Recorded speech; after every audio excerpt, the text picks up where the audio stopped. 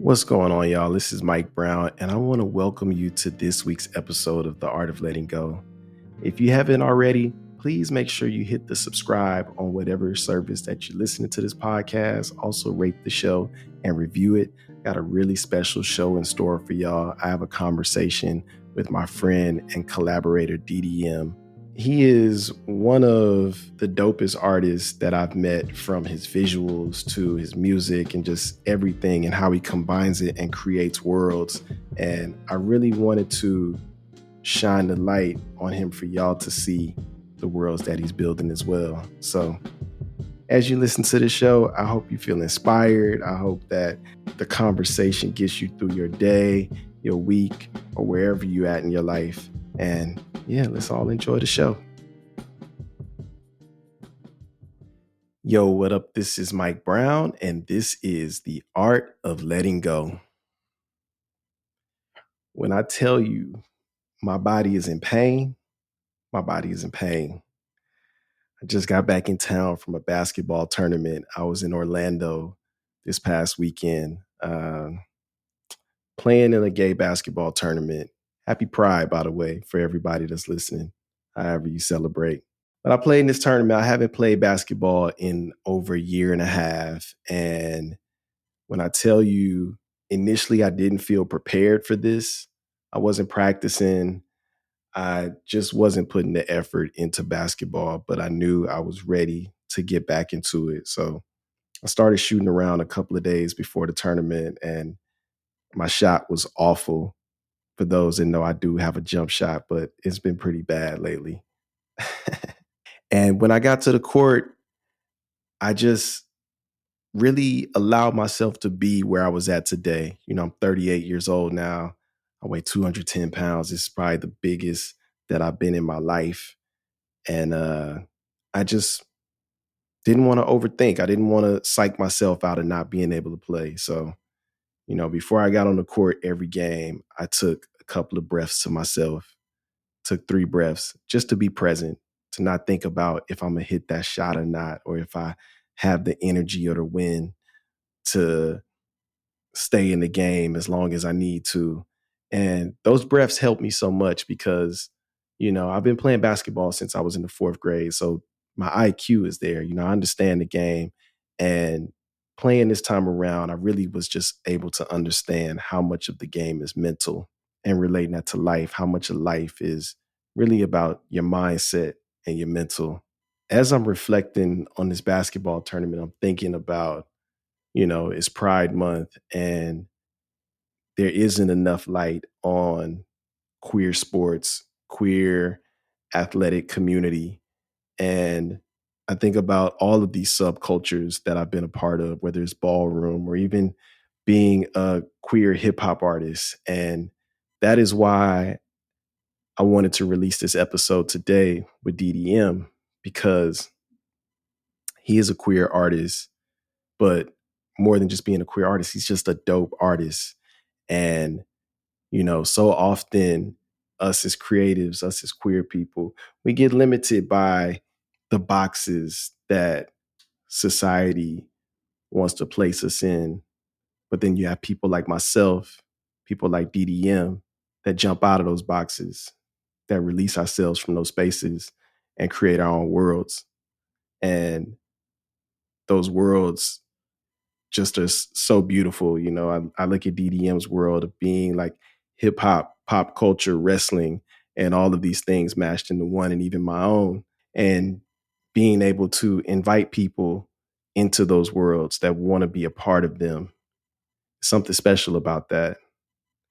So with this episode, I wanted to bring you all into the world of myself and DDM. And when those worlds intertwine, that's what comes out of this episode. So without further ado, let's get into it. It's James Woods, aka That Yoga Dude, with Feel Free to Feel Free. And I gently, calmly, yet strongly guide my mind back to calm, taking my mind from yelling to yoga by releasing negative thoughts that come in and I let them go by taking deep breaths, inhaling and exhaling, while continuously coming back to the moment, to here. When the negative thoughts pop up and try to run around in my head, I breathe. I relax my body.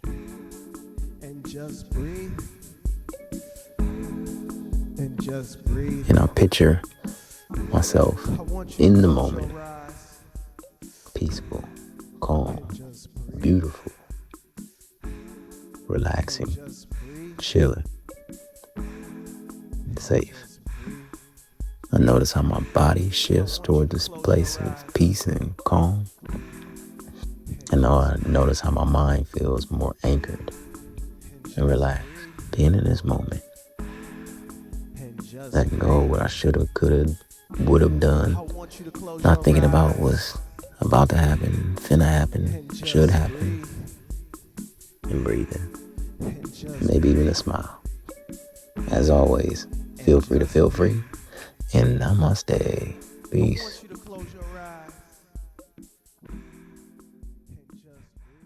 I met you as Manny. I knew about DDM through you working with Eric, but I met you as Manny. And I've heard stories like just different versions of you as a battle rapper. But I wanted to know from you, how did your journey start? And what was your earliest memories of things that drew you to hip hop and rap music? When I was younger, I remember I got in trouble for writing down the lyrics to Salt and Pepper Sheep. I think that was like third or fourth grade. And my mother found it. And my mom was like, "What is this filth?" And that was like one of the first songs. Troy, They Reminisce Over You. Anybody who knows me knows that that's probably my favorite hip hop song. The sample, the story. I've always been attracted to the stories of hip hop. I love the braggadocious stuff, of course, because I did battles for a period of time. But the stories and the cinema of hip hop, I like hearing voices in unison. I'm a big fan of unison rap and unison singing, rap groups, things of that nature as well. In addition to, I know we can't say this now, but the bad boy era was very highly influential on me. Kim, Fox, Eve, like all of those girls. And I just knew I wanted to be a part of that. At the time, being a person who was very insular, was not very handsome, in my opinion, and didn't have, like, I wasn't popular in school. I didn't have, the clothes and all of that stuff. Battle rap was a way for me to get attention, get noticed, and kind of, you know, be, I guess I could say respected. And it didn't require money. It didn't require, I just had to be great with words, which I was always good at. English and history were my favorite subjects in school. So that really helped shape my view of it. And it was something that I just was instantly attracted to. That's dope. How did you get into battling? I knew I wanted to do music and I wanted to do rap. At the time when I started, battling was the easiest way to garner attention and get people to know your name, to build a name. And so I did it out of necessity, not because it was something that I was like, "Oh, I'm going to be a battle rapper." Like, no, that was not the intention. The intention was, oh, people go to these things. This is how a lot of folks are building a reputation and getting a following. So I'm going to have to do this and figure it out. It just so happened that I got really good at it, but it was not something that was my original intention to do. It was really PR for me. And were you out as a battle rapper? No, not for most of my run. Towards the end, and this is before URL got all big. At the very end, I did come out in a battle, and I remember that made World Star Hip Hop. That was a whole thing in my city. But outside of that, no, I was not out. How do you feel like that impacted you as an artist? What, doing battles? Well, doing battles, but also just not being out in your art. To be fair, I wasn't very comfortable as a person in general. So I can't pin it on my art and worried about what people was going to think about me with that, which I did, but I just wasn't comfortable as a person. I mean, you're talking to a person who was a virgin until he was 22 years old. I did not date in high school. I didn't have that luxury. A lot of the kids now, because society has changed, or at least it had changed for a moment. You see queer children, teenagers, or what have you, they are able to date, they are able to have that sense of normalcy within their sexuality that their heterosexual cohorts had. But for me, I just wasn't comfortable as a person. So in my art, it bled over. And one thing that I've learned about myself is that I have to believe what I'm doing. If I don't believe what I'm doing, if I don't feel what I'm doing, it's not going to come across well. It's going to sound bad. It's going to look bad. I have to live the fantasy. Like, some people have to live the lie. Like, I have to live the lie because I'm so honest with myself. That's real. And it's funny you say that because something I had written down was like, when I see you, it seems like you almost exist in your own world. It doesn't seem like you are trying to be too much in any one space. And that made me want to ask you, what has your journey been like navigating both music spaces and queer spaces? I think being an only child, like I have a brother, but we're almost a decade apart. I think being an only child creates energy and behavior that makes you have to create your own universe. And for me, I can be very aloof sometimes. Like, am I very aware about world events, national events? Absolutely. People who know me and follow me on social media definitely know that. That's a given. But I was never worried about if I was a top creator on TikTok. I never even really bothered to really learn the platform like that, if I'm being honest, because it was like another platform. I never really worried about, you know, how this was going to work for this demo. I learned to create what I wanted and do what I wanted. And if people happen to like it, that was fine. Now, I'm not going to sit here and say that in my earlier stages, I didn't care what people think, because every artist does to a certain degree. And they're lying to you if they say otherwise. But after a while, I just realized that if it worked, it worked. If it didn't, it didn't. Do you remember that moment where you started to feel a freedom in your work? And how did that correlate to where you were at in your life personally? I think I didn't feel the freedom until I started to feel different in my personal life. Going back to that theme of me having to live the lie, so to speak, my art is so influenced by how I live. It's so influenced by what's going on in my personal life, in the lives of my friends, in my surroundings. So all of those things are going to dictate what kind of music, what kind of film, what kind of visual presentation I'm going to give. I'm growing my hair back right now, and I'm getting ready to go get my first haircut in a decade plus tomorrow. That's a physical change, right? So all of those things impact how I view art and the type of product that people receive from me. I wanted to go back because, like I said in the beginning, my first entry point of view was through He Say, She Say. And I'm curious to know, what was that time like for you? And when it did blow up in the way that it did, what was that feeling like? That was a nice moment for me. It seemed like people were getting on board. I had major label interests at that time. It was a nice time, 2019. The pandemic slowed a lot of people's things down, but it was very reflective of who I was at the time. Fast forward 2025, I'm very thankful for He Say, She Say, Stop My Bag, all of those kinds of songs, because those songs still provide revenue. So I'm forever thankful for those songs. It feels good to call Eric and say, hey, we got to sync. I need your information. So I'm forever thankful for those songs. In 2025, where I am now, I can't relate to any of those songs anymore as a person. I perform them and they're fun, and I know how to perform them because I'm a performer. But as far as connection to those records, I have no connection to those records because that person no longer exists. And I'm such an empath and such a feeler. Those songs, while I appreciate them and they have helped me a lot and I don't discount them, they feel so insequential, non-sequential, whatever the word is, to life right now. It's like watching Real Housewives of Atlanta. Like, either it's going to be an escape or it's going to be a referendum on how aloof we are as society, right? I can't even relate to the records no more.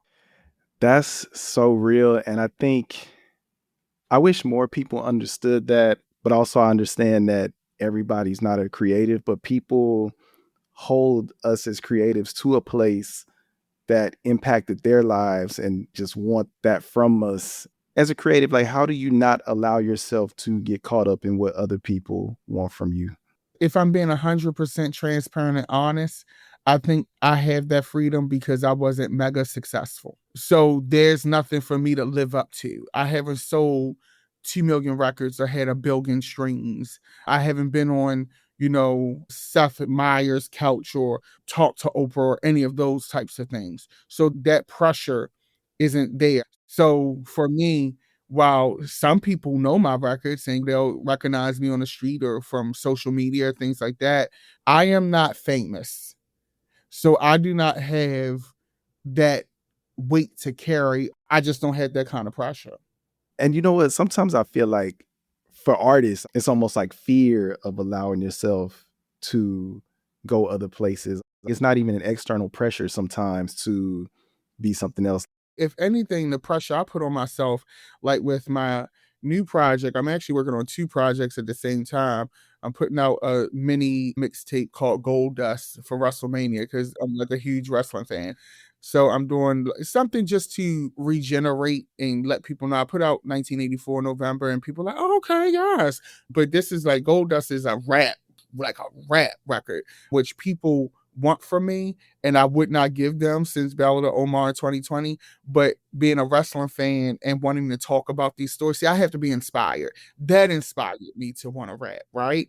So I'm doing that. And then finally, 5 years of work, album, Love at the End of the World, which is what I'm working on the visuals and things for now. That will be in November 2025, finally. After 5 years and almost 100 songs, dwindled down to 14. So I have to be inspired. That's real. I feel the same way. I do want to dive a little more into music because I see hip hop as a genre that is built on realness. Like everything is so real. But why is it so hard for hip hop to accept queerness in the genre? Because it's a genre built off authenticity. I think in a lot of ways, we have to look at the creators of the music and we have to look at society at large, in particular, Black society and Latino society. That is just not something that's celebrated. It's not something that was talked about a lot. We always existed in society, of course, but we were like vampires. I always say gays are like vampires, lesbians are like werewolves. And, vampires are always there, but we exist in the shadows. Everybody knows it's like that elephant in the room that's calm and quiet. And that's a societal thing. I don't think that's a hip hop thing. I think that's a societal thing because even when you look at R&B music, right? And music in America in general, we've had plenty of gay R&B singers. They may not have come out, but one thing that I appreciate, and I don't know if Luther Vandross was gay or not. He never admitted that. We all have our theories and we all have our ideas. But I will say this. What I love about Luther's music is that it is not gender based. If you listen to his big hits and most of his songs, now of course he had a few songs here and there, and we talk about girl, I love you. But if you listen to Luther Vandross records, all the big ones, they never mention gender, none of them. And I think that was a great compromise if he was same gender loving. And I think that that's how you get through. That's how you make it through. And especially at that time. I think also hip hop is a good old boys club. And I say this all the time, patriarchy and things like that, every race has patriarchy issues. That is not unique to Black culture, Latin culture, white culture, Asian culture. That is the culture of human beings.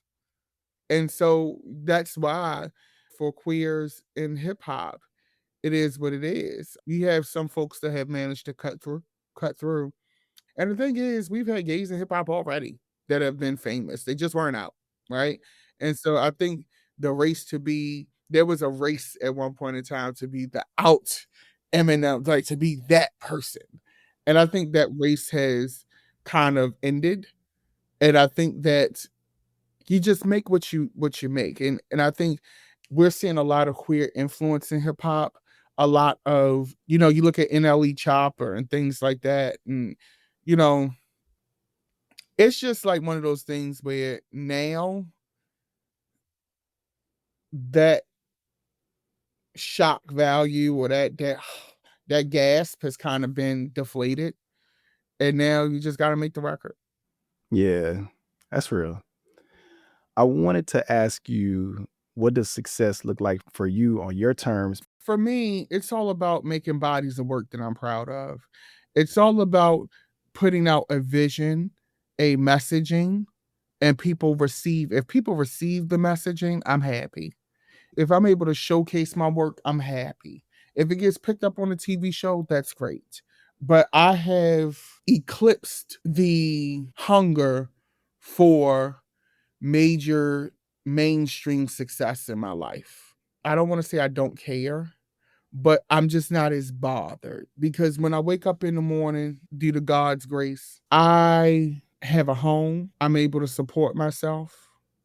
I'm able to, go do nice stuff from time to time and still be able to create on my own terms without influence, without pressure, without worry. If I want to put out a record, I'll go ahead and finance it. And that's the beautiful thing about technology and where we are now. People say, well, I need somebody to put my record out. No, you don't. You can put your record out everywhere. If you want to get distribution, like they even have made it easier to do physical distribution now. The biggest thing that I've learned is there are no rules. I was so like, okay, so if I put out this record, and it doesn't sound like this, people are going to get confused on a theme. Nobody gives a shit about that anymore. I've been working on Love at the End of the World, which has a pop punk, new romantic kind of feel to it. But then Gold Dust is straight hip hop. It's straight, boom bap, but like current beats and shit like that. And I'm like, in my mind, at first I was like, bitch, if you put out Gold Dust, then when you put out Love at the End of the World in November, they're not gonna get it. And then I had to say, nobody, Bruno Mars got a record with Sexy Red. Like nobody gives a shit. Okay, like, and also T, you're not fucking famous. Yes, people know you, but you're not this mega star where you have to be beholden to this company and beholden to this idea that people have of you. If you want to put out a Gold Dust in April and have your Gold Dust makeup with a varsity jacket and streetwear and then do Love at the End of the World November, you can do that, bitch. Shoot one video. Here's the message. Whoever smelt it, dealt it. If you liked it, that's good. And then we move on to the next thing. I think that was the biggest thing because I come from a time where there was a system, there was a process, there was a rollout, there was a factory, an assembly line of how things were done. And that shit just isn't the case anymore. That's so real. And my last question is, if you could send a message to any upcoming queer artists today just about navigating their careers and staying authentic, what would you give them? I would advise and suggest to dig into yourself, dig into what it is that affects you, not what you think people would like, or not trying to champion a cause because you want to have this savior complex or be this person.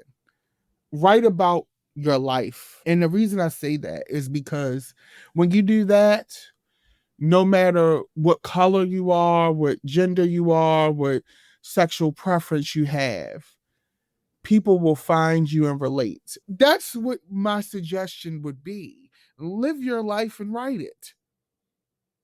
Live your life and write it. Because the music doesn't come if you're not living. If you're, trying to create a life for people to listen to, that's not going to work. Your best records come from living. You have to live your life. Thank you so much for tuning into this week's episode of The Art of Letting Go. If you like what you heard, please be sure to subscribe to the podcast wherever you listen to the podcast. Also, rate the show. Leave us a review if you listen on Apple. I love to hear what y'all think about the show. Also, if you want to further support the show, I do have a Patreon where I'm posting about 3 times a week. Hold me accountable. Also, I have a newsletter where I am just sharing extensions of myself outside of this podcast, my music, my thoughts, and everything in between. And I would love for y'all to join me on Substack as well. Thank you so much for listening to this episode. I really appreciate y'all being here. And this is The Art of Letting Go. Peace.